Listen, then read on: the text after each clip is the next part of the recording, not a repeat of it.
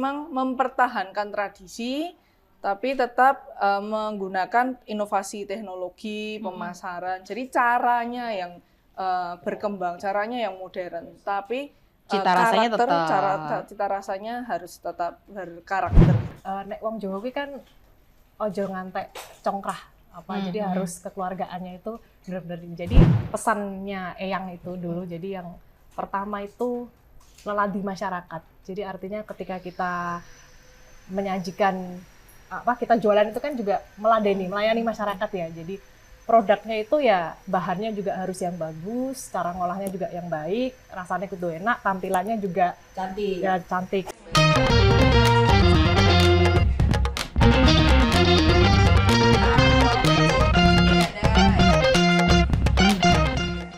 Halo, apa kabar? Sobat Solopos, teman-teman dari Ngosting, Ngobrol, Santai Tapi Penting. Ketemu lagi bersama saya Nur Atmaja dalam Beyond Plus Podcast. Dan tentunya saya tuan rumahnya. Kita akan ngobrol hari ini bersama dengan orang-orang yang ada di balik layar. Dan mungkin teman-teman juga belum kenal dengan mereka. Meskipun sudah banyak sekali orang-orang yang mengenal produk-produk mereka.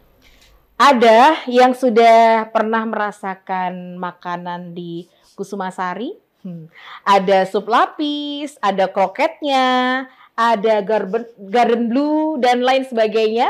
Terus saya juga yakin pasti teman-teman yang suka kulineran yang ada di Kota Solo pasti juga pernah ya merasakan yang namanya roti kecik. Nah, kalau roti kecik ini nggak ada yang lain ya selain ganep. Nah, saya sudah bersama dengan generasi kesekian dari resto dan juga produsen roti bakery yang ada di Solo ini yang sudah melegenda. Ada Mbak Liona dan juga ada Mbak Herwita atau Mbak Tita.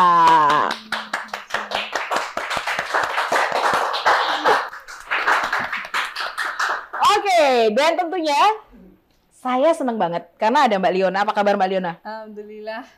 Baik. Banyak promo. Banyak promo dan hari ini juga borong promo dia. Oke, kemudian ada juga Mbak Herwita atau Mbak Tita. Ini adalah generasi ketiga dari rumah makan Kusumasari. Waduh, selamat datang Mbak Tita. Terima kasih. Ya, dan hari ini kita akan ngobrol soal bagaimana sih struggle-nya generasi-generasi penerus dari perusahaan keluarga. Karena dari sekian banyak orang yang sukses melanjutkan perusahaan keluarga, dua di antaranya adalah Kusumasari dan juga Ganep. Banyak juga perusahaan keluarga ataupun usaha-usaha keluarga ini yang harus rela gulung tikar ketika pendirinya atau penggagasnya ini meninggal dunia. Gulung tikar kah atau misalnya stuck atau cita rasanya berubah dan lain sebagainya. Tapi kalau dari Ganep dan juga Kusumasari kita tahu sendiri. Dan mungkin teman-teman juga merasakan cita rasanya itu nggak berubah. Ada kan yang jalan-jalan ke Solo pasti ke Kusumasari, dan ini bukan cuma ke Pleilat ataupun kulineran aja, tapi lebih ke mengingat masa kecil. Mungkin dulu zaman-zaman kecil sudah sering jajan ke Kusumasari atau sering jajan roti kecik. Nah, kita akan ngobrol dulu nih. Saya mau ke Mbak Liona dulu. Jadi Mbak Liona ini adalah generasi ke-6 dari Ganep. Ya. Tradisi Solo. Waduh. Padahal sebelumnya Mbak Liona ini sempat kuliah di luar negeri cukup lama. Bekerja di luar negeri cukup lama. Terus tiba-tiba dia datanglah ke Solo. Dan jadilah generasi ke-6 untuk handle perusahaan itu. Itu gimana ceritanya? Ya, itu yang kejadian kehidupan aja, begitu aja, Mbak. Karena kan seringkali kan kalau udah apalagi di luar negeri berkarir. Ya, saya 10 tahun sih di luar. Nah, 10 tahun. Terus tiba-tiba mau ngurusin perusahaan keluarga gitu. Mungkin bagi beberapa orang, aduh perusahaan keluarga nih kayaknya kok udah old school banget, lama dan lain sebagainya. Terus kalau kemarin waktu pertama kali diserahkan ke Mbak Liona gimana itu rasanya? Terus, kalau perasaan ibu saya nggak tahu, tapi kalau saya ya kaget juga lumayan karena saya itu sebenarnya resign dari maskapai itu 2017 Desember 2017 saya udah sampai Indonesia itu nggak kepikiran mau plan apa gitu selanjutnya kan saya lumayan capek tuh 2 tahun itu terbang tidur gitu ya Mbak ya. Terus balik Indo mau santai, beneran nggak ada plan apapun ya. Oh ya, ulang tahunnya Ganep sama Solo Pos itu kan mirip-mirip ya, bulannya April. Iya, nah itu pas ulang tahunan gitu kami memang biasa syukuran, konferensi pers dan lain-lain tuh. Terus ibu saya tuh kayak melantik gitu loh, menyerahkan tongkat estafet ini. Kok tiba-tiba ya, surprise gitu ya? Iya, terus saya bulan Februari atau Maret gitu ada balik ke Solo, terus baru santai-santai. Biasa kayak setiap balik ke Solo itu selalu bantulah lihat apa yang bisa dibantu sedikit-sedikitnya gitu lah. Itu udah tiba-tiba April ada acara itu, terus ya saya diserahin, oh ya ini estafet gitu. Ya masa kalau di depan media, di depan rekan-rekan enggak mau kan ya enggak gitu ya guys ya. Ini ya. Oke. Ya, sendiko dawuh mawon. Kena prank dari Bu Uke ya. Jadi generasi sebelumnya. Tapi kalau Mbak Leona ini apakah memang satu-satunya generasi ke-6 atau ada lagi sebagainya? Saya ada mas saya 8 tahun lebih tua dan juga saat ini membantu menghandle di catering fokusnya. Oh jadi meskipun ada 2 tapi yang Ganep ini diserahkan ke Mbak Leona untuk cateringnya ke kakaknya. Kami ada beberapa divisi, ada yang grosir, produksi roti basah kue kering, ada produksi catering, ada lali aku sampean banyaknya itu ya beberapa saya beberapa dia gitu, jadi kami bagi tugas di situ. Waduh. Tapi gimana kalau sekarang rasanya sudah enjoy? Oh ini nanti bisa dikasih efek menyublim ya. Oke, saya mau pindah ke Mbak Wita dulu. Kalau Mbak Wita gimana tuh? Ini kan masih kayaknya nggak jauh beda nih usia-usianya. Yang satu generasi ke-6, yang satu generasi ke-3. Dulu pada saat pertama kali menghandle atau misalkan kalau ini kan kayak kena prank orang tua gitu ya. Kalau Mbak Wita sendiri gimana? Kemauan sendiri kah atau memang juga di prank juga atau dipaksa? Ya kena prank keluarga besar juga sih kayaknya. Mungkin mereka pas waktu ada wangsit gitu ya, nggak tahu ada wangsit apa, tiba-tiba ya saya ditelepon gitu kan, karena mungkin sebetulnya kalau generasi ketiganya itu kan banyak ya, ada 14 orang. 14 orang, cucu, cuman kan ya, cucu. Cuman kan yang secara geografis deket kan saya di Jogja ya. Terus kayaknya kayaknya buat gaya apa ya, cuman kayak kan saya kan di NGO dulu ya, jadi sering pendampingan ke desa-desa gitu-gitu kan. Mungkin dipikirnya wah ki kon ngurusi anu wae restoran wae. Kayak kok nganggur gitu. Ya kayak nganggur ya soalnya. Seakan-akan padahal kerja. Ya udah terus balik ke Solo nggak berapa lama. Terus udah suruh pegang ini sama saudara sih, tapi kan saudara di Jakarta ya, jadi ya kayak sesekali 1 bulan, 2 bulan sekali datang sini nemenin gitu sih. Awalnya begitu. Kaget nggak? Istilahnya kan beda ya NGO sama resto.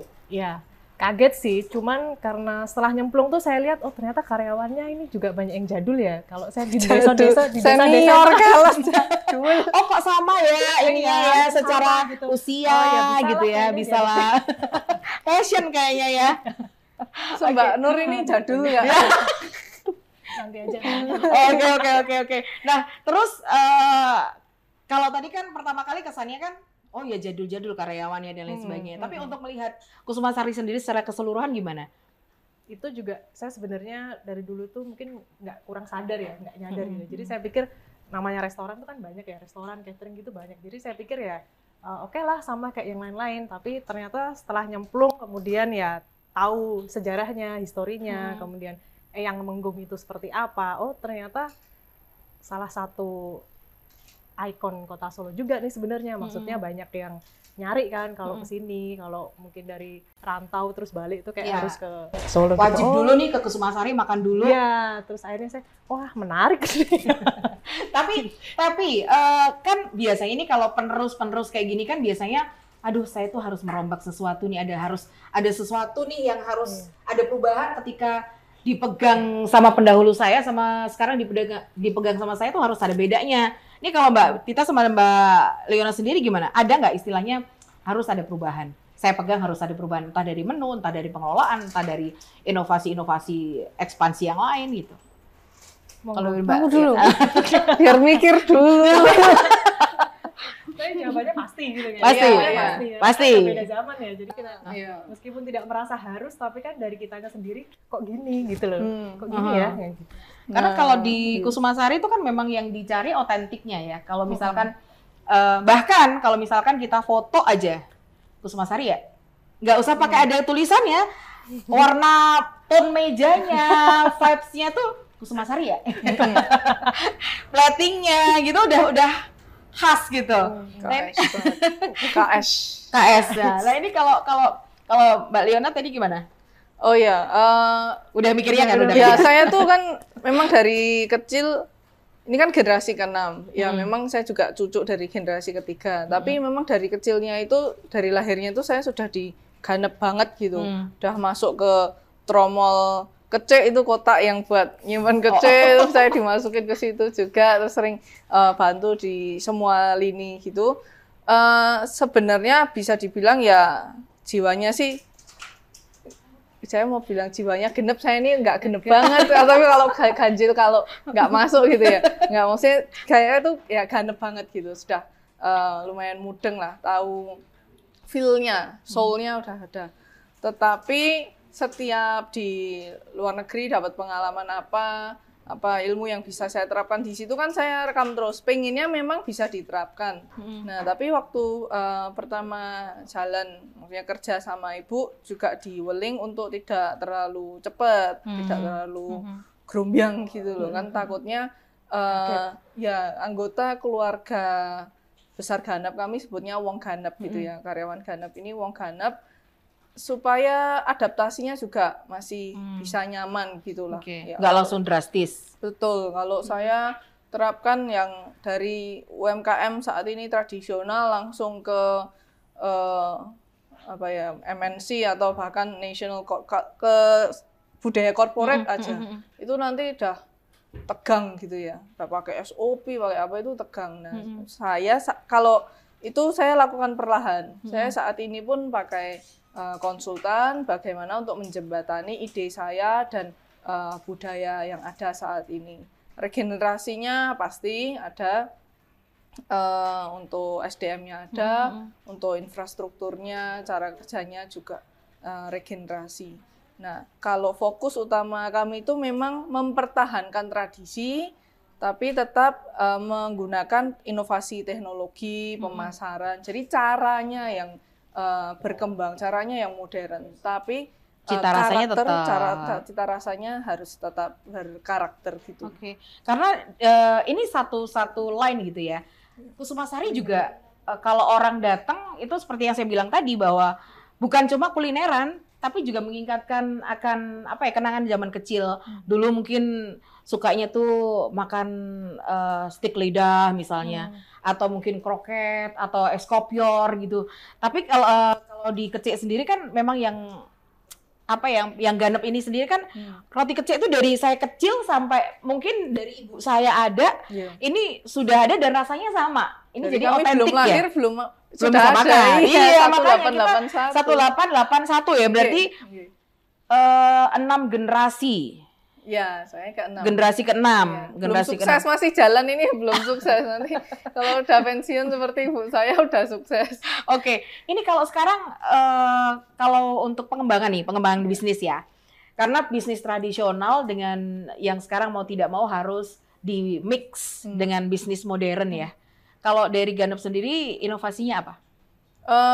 Kalau sekarang ini kami fokusnya untuk produk sehat dan lokal ya. Jadi begini, Kecek itu kami dapatnya wangsit ini adalah melihat dari produk-produk pendahulu, produk-produk inisial kami, yaitu Kecek, Garut. Itu semua tuh nggak ada yang terigu. Oh oke. Ya, jadi terigu itu nggak tumbuh di Indonesia, makanya kami mau mempertahankan, kurang lebihnya kayak mendukung pemerintah untuk ketahanan pangan itu loh, ya kan? Itu kan. Jadi nggak cuma gandum ya, aja betul, ya. gitu ya, ada yang bahan-bahan yang lain. Betul. Dan ya jujur aja terigu yang tidak tumbuh di Indonesia ini tadi mengandung berbagai bahan kimia ya untuk mengawetkan, dari sananya mengolah untuk tahan baik sampai saat ini kan berarti harus ada pengawetnya, ada pengeringnya, ada ya pemutih anti kempal. Nah, itu yang kami ingin tidak adakan di produk-produk kami.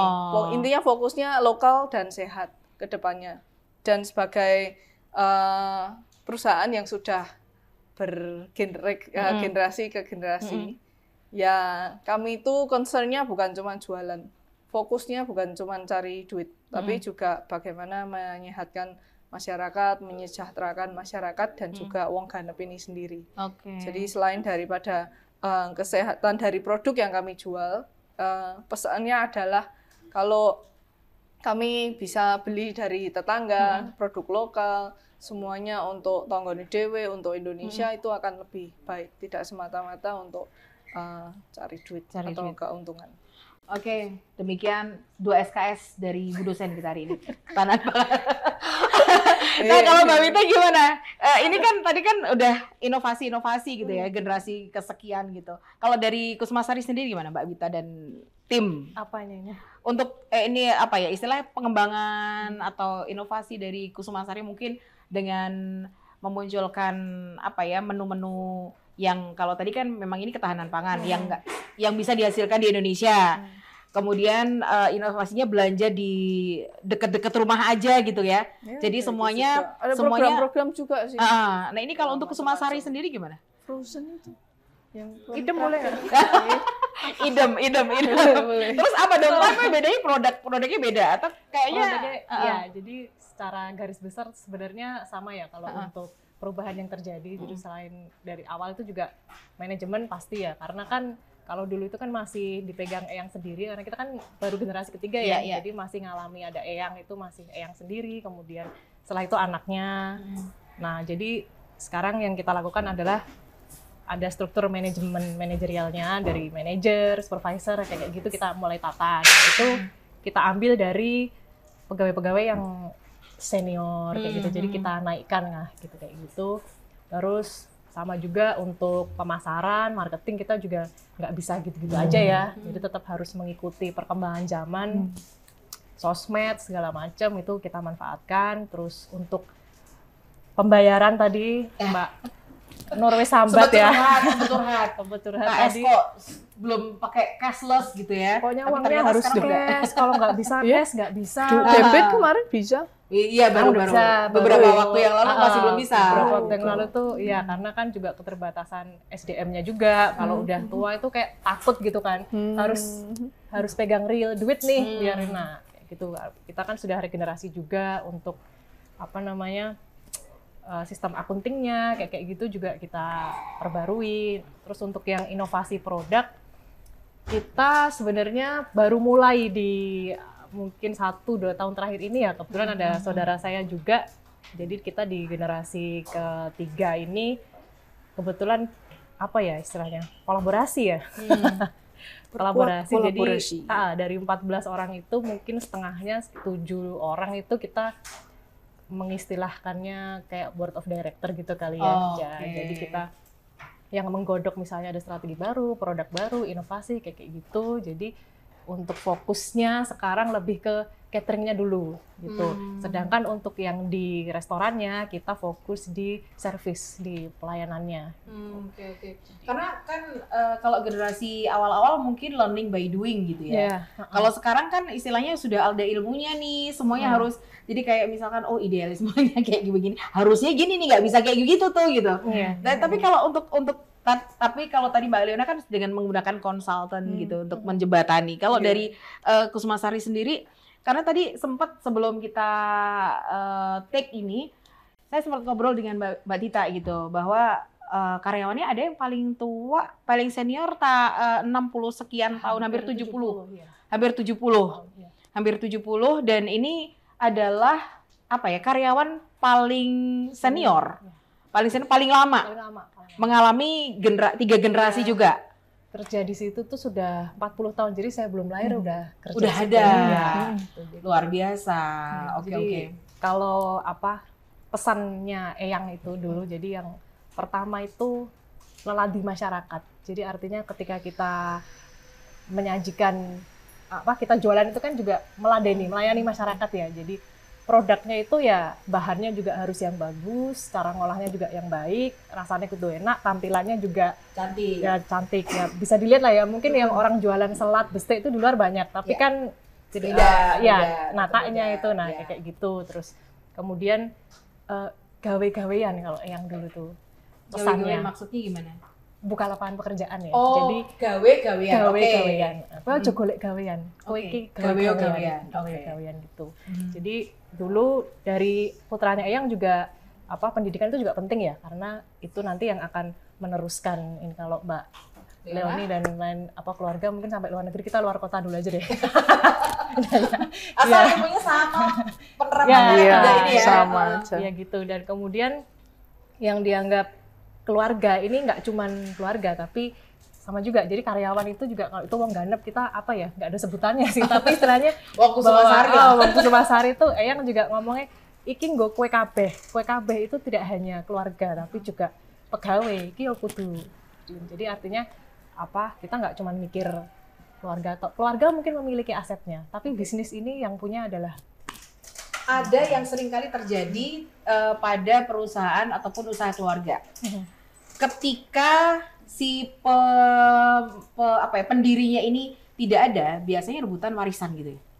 Ada yang aku warisin namanya, aku tempatnya dan lain sebagainya. Akhirnya mecah. Ini kalau Kusumasari sendiri bagaimana? Sepeninggal Eyang Menggung gitu ya. Ini kan putranya kan banyak. Yeah. Untuk kesepakatan, bahkan untuk Kusumasari sendiri ini kan bukan perusahaan yang kecil untuk sekarang ya. Bahkan bisa sangat mungkin untuk expand kemana-mana. Sangat banyak disukai orang, bahkan sering kayak waiting list juga gitu ya. Ini gimana kalau untuk mensiasati itu? Apakah kamu aja atau gimana? Kalau untuk itu, alhamdulillah sih kalau Eyang dulu kan mungkin karena memang juga wong Jawa ya, orang Kejawen gitu. Jadi misalnya kayak hantar beni, terus kemudian gotong royong. Maksudnya nek wong Jawa kuwi kan ojo ngantek congkrah jadi harus kekeluargaannya itu benar-benar. Jadi dari Eyang itu sudah pokoknya bisnis iki orento ojo ngantek. Kalau untuk aset yang lain mungkin silakan. Tapi bisnis ini adalah yang ini nggak boleh kayak pepunden gitu ya. Pemersatunya. Ya, gitu. Jadi kebetulan kita juga setiap tahun kalau pas Lebaran itu kan tradisinya meskipun udah nggak ada Eyang ya, tapi tetap pulang ke Solo, terus. Jadi kita tuh punya pengalaman untuk ya sama sih bantu-bantu kalau restoran rame segala macam gitu. Jadi semua ngelihat lah. Jadi kayak karyawan tuh juga tahu, keluarga owner guyup kayak gitulah.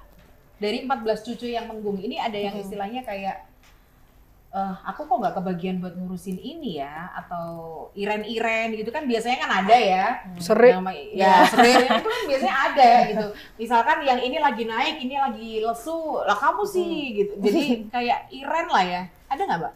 Enggak sih, jadi tradisinya tuh dulu juga Eyang tuh kalau tiap Lebaran tuh selalu ngasih kayak amplop buat putune gitu-gitu ya. Itu tetap kita jaga sih sampai sekarang, siapapun yang pegang tuh. Jadi tradisi Lebaran itu tetap. Jadi isinya kayak bagi hasil dari Kusumasari gitu? Ya, kayak istilahnya mungkin kayak gitu. Tapi untuk yang pengelola sendiri sih dari generasi kedua itu sudah bersepakat untuk harus ada perwakilan lah setiap dari anaknya. Eyang kan ada 6, nah itu ada perwakilannya untuk semua megang. Baiklah. Jadi apa namanya? Jadi kayak yang manajemen gotong royong nggak ya ini? Jadi istilahnya ya udah kamu nggak ikut andil, kamu dapat ininya aja, tapi beda prosentasenya. Kurang lebih seperti itu. Dividends. Benar. Tapi kalau di Ganap sendiri apa juga seperti itu? Wah, jadi ini dua bersaudara kan? Iya, 2 bersaudara. Tapi ini bedanya keturunan Jawa sama keturunan Tionghoa ini. Serene yang buri, ini serene yang ngarep. Gitu. Jadi di generasi kelima ini udah ontran-ontran. Kalau generasi kelima ada berapa orang? 4. Ibu saya tuh ragil. Itu ibu saya udah masuk penjara juga. Dilakoni.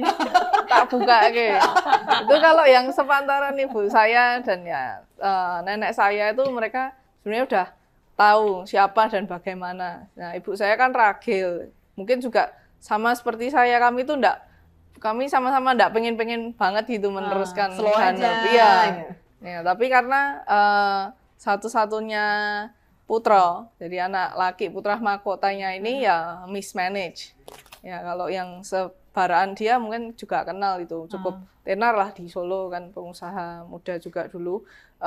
Mismanage, lalu ibu saya itu dipanggil ke Solo, jadi sejak tahun Sebelumnya 90-an Jakarta. Jakarta. Ya dia teach English as second language gitu, jadi udah bagus. Bapak saya juga udah kerja di pabrik besar eksekutif gitu, jadi udah enak settle gitu. Kan mas saya itu tadi juga udah kelahiran Jakarta, udah 85 lah.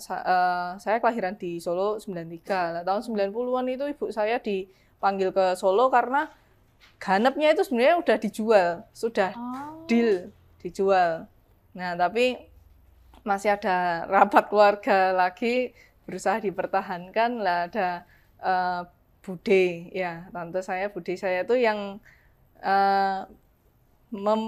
berusaha banget supaya nggak kejual gitu. Ya, terus masih ada rapat keluarga, Bude saya itu ngasih saran gimana kalau panggil yang ragil adiknya gitu untuk di Jakarta. Iya, coba itu. Lalu ibu saya dipanggil pindah Solo 90 itu, terus saya lahir, terus 98 tuh kan kena kerusuhan juga, toko kami juga habis. Solo Pos tuh yang motret-motret kan banyak itu, toko juga kepotret, kami pajang juga sekarang. Nah itu 98, terus nenek saya meninggal tahun 2000-an awal itu, ya serik.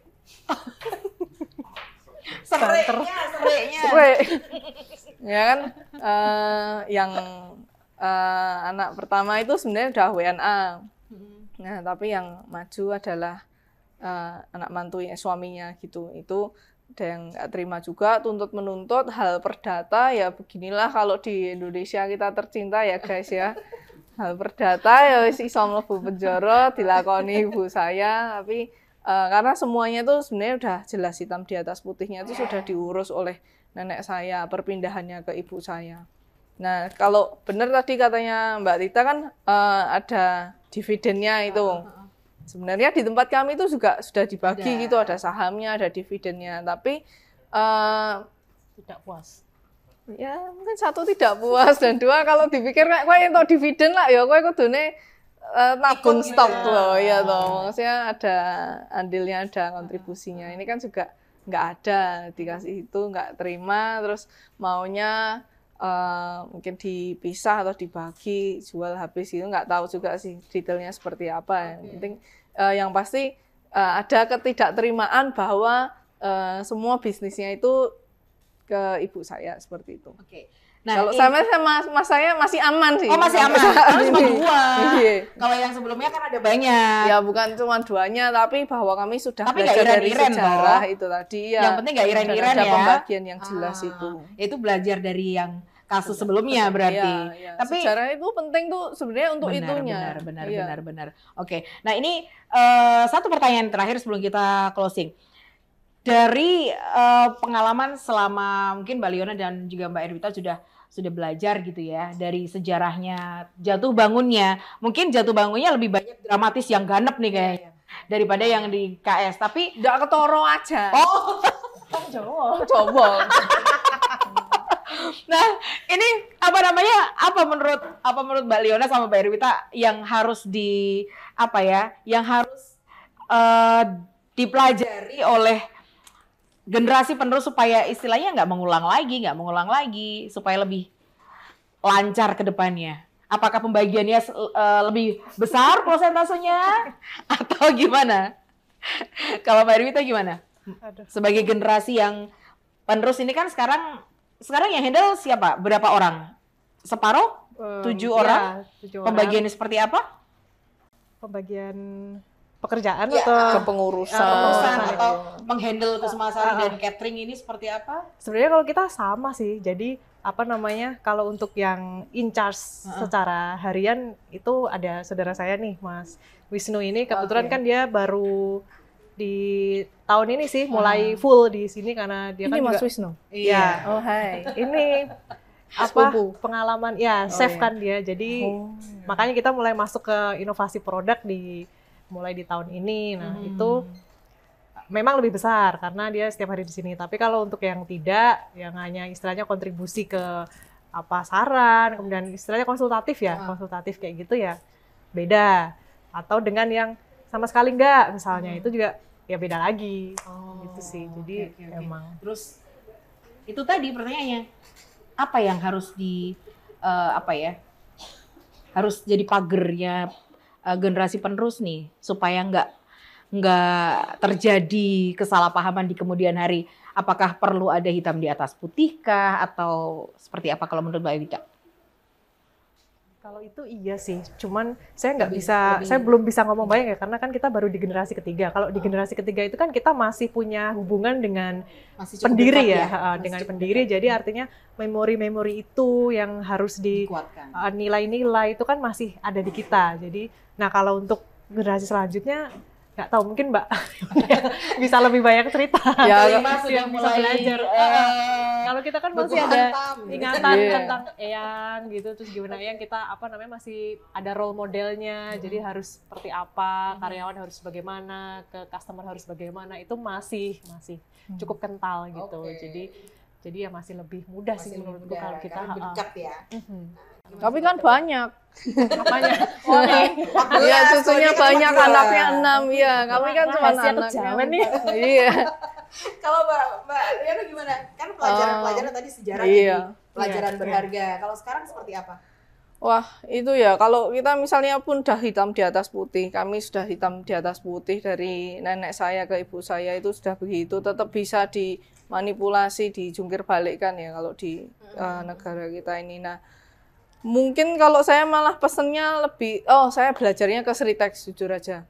Kan kami ada kunjungan company visit gitu, terus saya dengar dari Pak Iwan langsung bahwa dulu Pak Lukminto itu sudah menegaskan rapat keluarganya itu lebih jelas dan lebih tegas gitu ya. Dan mungkin juga dari pendidikan masa kecilnya, dari waktu ke waktu itu jelas dan tegasnya itu tadi.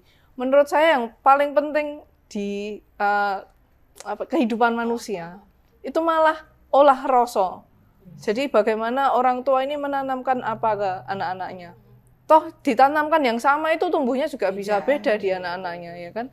Kita ngomong semua harus disiplin, ada aja yang kurang disiplin dari yang lain. Misalnya seperti itu. Nah, jadi supaya mereka itu bisa menerima apa yang sudah didawuhkan, dititahkan, dan olah rasa itu maksudnya tahu sadar diri kemampuannya di mana, atau dia mau nggak untuk mencoba hal yang lain, misalnya seperti itu, untuk mengolah potensinya juga seperti itu. Jadi tidak melulu tentang profit atau keduniawian atau hal yang paling besar, yang paling wow, tapi tentang dirinya sendiri. Sebenarnya dari nuraninya sendiri ini berkata apa toh. Nah, kalau kita bisa mendengarkan nurani kita juga dan diolah ya nurani yang baik, itu mestinya manusia udah punya jalannya sendiri-sendiri yang bisa menjadi manfaat lah buat orang banyak. Iya. Oke. Tapi sekali lagi saya tanya, nggak terpaksa kan meneruskan urusan keluarga ini? Itu penting loh. Terpaksanya enggak, tapi kadang pusingnya ya. Yeah. Kalau itu pasti dong. Orang hidup harus pusing dulu. Gitu ya. Tanda harus berkembang. Mbak Wita juga gitu? Ikhlas awalnya ya? Memang terpaksa karena keadaan ya. Ada lah nggak ikhlas yang itu lagi enak-enak hidup, udah bangun hidup sendiri ya nggak kan. Terpaksa misalnya terus, mau nerusin NGO kenapa nggak moh wae ngopo. Nah itu setelah balik ke sini, seru juga ternyata. Menarik ini gitu. Oke, ini diarahkan ini ya ikhlas. Tapi itu tadi. Saya pun juga berharap bahwa nanti kedepannya istilahnya lebih berkembang lagi, dan juga teman-teman yang sudah menyaksikan podcast Beyond Plus ini bisa mengambil manfaat bahwa memang pasti ada hambatan, ada tantangan di setiap generasinya. Tinggal bagaimana kita bisa meneruskan dan juga melanjutkan perusahaan ini. Apakah akan bisa sampai dari generasi ke generasi, atau mau tidak mau harus selesai sampai di sini gitu ya. Oke, sekali lagi terima kasih Mbak Irwita bagi-bagi informasi dan juga pengalamannya, kemudian ceritanya juga Mbak Leona seru juga gitu ya. Kalau masih mau 1 jam lagi bisa loh. Waktunya sudah timekeepernya udah nih ya. Oke, thank you, terima kasih sekali untuk kehadirannya dan next time mungkin kita bisa ngobrol lagi, kerjasama lagi ataupun bersinergi di tempat yang lainnya gitu Saya ya. masih nyimpen iklan banyak. Oh, aduh. Harus tinggal Kusumasari harus menyusul. Iya, buat lebaran loh Mbak, penting loh Mbak. Soalnya Solo Pos FM tuh yang dengerin tuh luar negerinan juga. Oke. Bagus. Kalau mudik-mudik itu Bagus. perlu. Siap. Nego sampai jadi. Itu yang menjadi kunci, nego Iya. sampai jadi. Oke, thank you sekali untuk teman-teman yang sudah menyaksikan Beyond Post hari ini. Saya Nur Ramaja, tuan rumah dari Ngosing, ngobrol santai tapi penting. Kita bertemu lagi di lain waktu dan juga di lain kesempatan. Sampai jumpa.